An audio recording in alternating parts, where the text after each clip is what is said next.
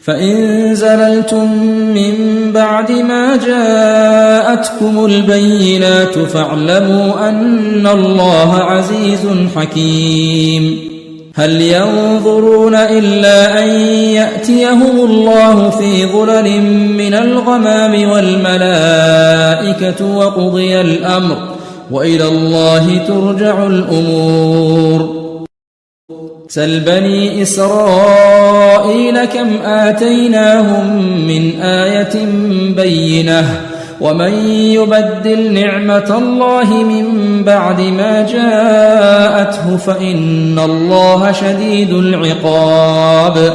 زين للذين كفروا الحياة الدنيا ويسخرون من الذين آمنوا والذين اتقوا فوقهم يوم القيامة والله يرزق من يشاء بغير حساب.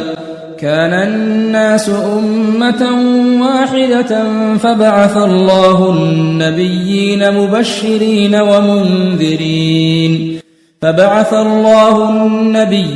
مبشرين ومنذرين وأنزل معهم الكتاب بالحق ليحكم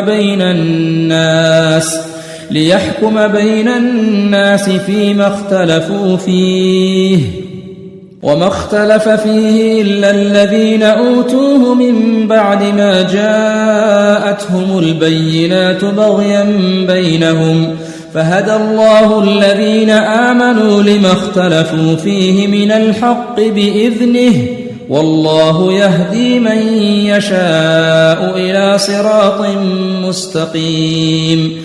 أم حسبتم أن تدخلوا الجنة ولما يأتكم مثل الذين خلوا من قبلكم مستهم البأساء والضراء وزلزلوا حتى يقول الرسول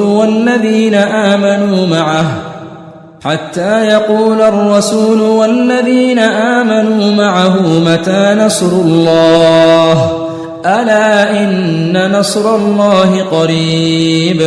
يسألونك ماذا ينفقون قل ما أنفقتم من خير فللوالدين والأقربين واليتامى والمساكين وابن السبيل وما تفعلوا من خير فإن الله به عليم.